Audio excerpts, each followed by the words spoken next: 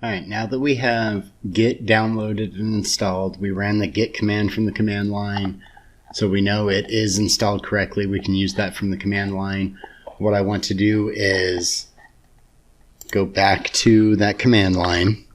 I'm going to type cmd in my search bar, choose command prompt, and then in here it's starting me out in my user folder, and from there I want to use cd, and I'm going to choose desktop because that's one of the directories in that folder that I can use. And now I am in my users Aaron desktop directory. And here, if I go to C, users, Aaron, desktop, this is the directory that I'm in. So I can type dir to see the directories that are in there, and currently there are none. There are no folders in that directory. If I create a new folder,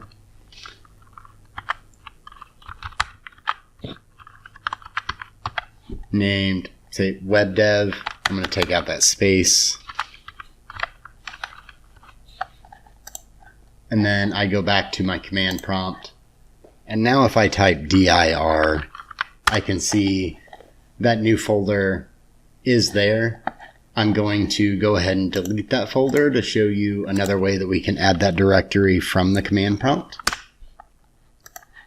So now going back to the command prompt, typing in dir just to see that file no longer exists. There's another command we can use at this point if we're using the command prompt, and it's the make directory. So mkdir space, and then we need to give this a folder name. So I'm going to name this web development and hit enter.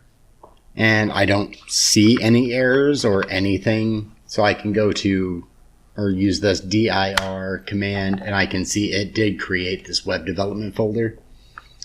And because that's the folder that I want to work in, I'm going to type cd web development. CD is for, again, change directory. So I want to go into that directory.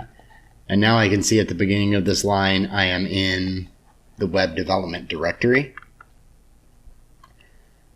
So now in here is where I want to start using the git commands. So git init is going to initialize that directory. But before I do that, I want to use dir space /a so that it shows me any hidden files in there. And now when I do git init in this directory, I see it initialized empty git repository. So now if I type in dir /a, I can see this .git folder or directory here. So that tells me that got created, and that's something that Git is going to use to keep track of changes and things in that directory for that version control we were talking about. And we're going to begin adding some files to this directory and seeing some of the things that are in there. I'm going to type Git Status. Now I don't have anything in there. But if I go and I create a file in this directory, I'm going to create an index.html file. And then I'm going to just put in some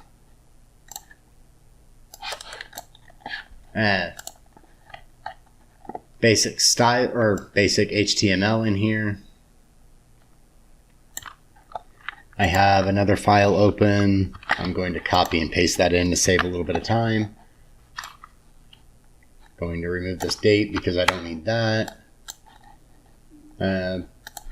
we'll add a style sheet, so I'll keep that there. I'm going to take a bunch of this out.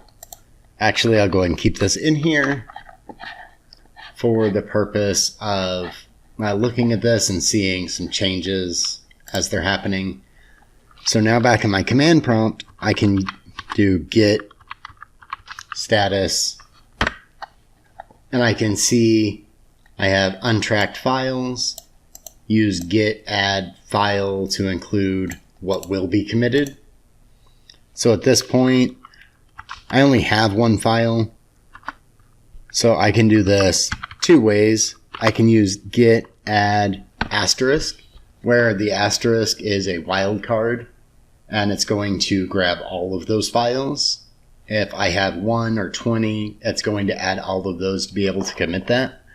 If I wanted to only add one of the files, I can put in the file name here, like index.html. And now I don't see any changes, but I can type Git Status if I'm unsure and I want to make sure that it did get added, and it looks like it did. So changes to be committed, use git rm -- cached file to unstage, which tells me that I have staged this file to commit. It's not been committed yet. If I want to commit this file, I can type git commit, and then you have to include a commit message. So now I have git commit -m, and that's telling it the next part is going to be a message that I'm going to put in. So in quotes, I'm just going to put initial commit.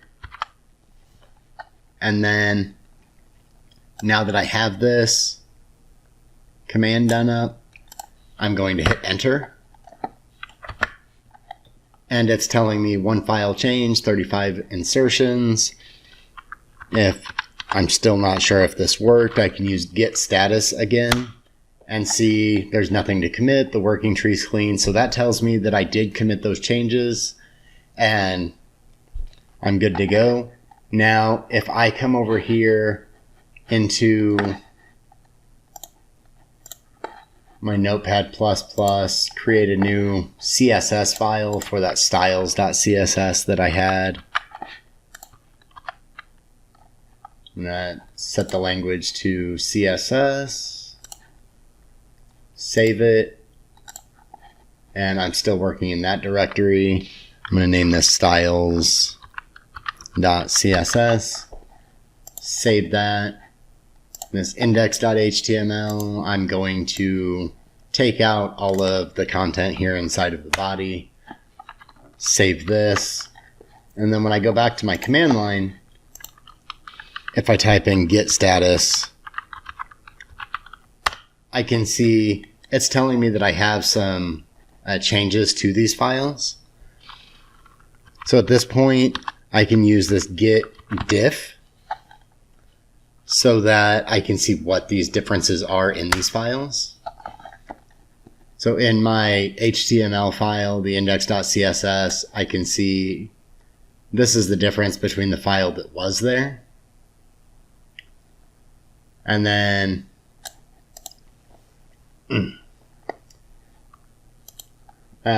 I know, these are the changes. This is in red because I removed it.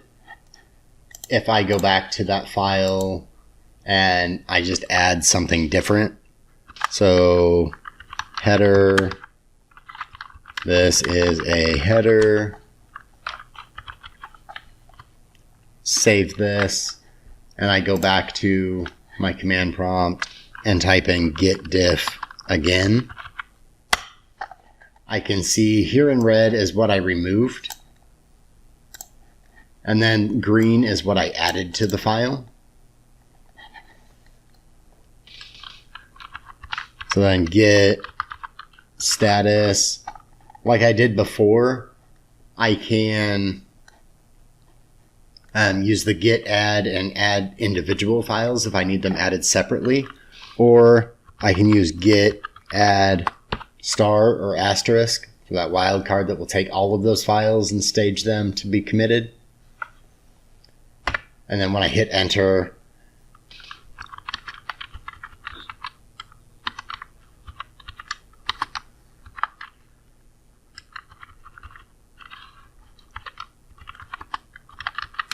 Let's go with adding CSS so I don't have to do that again.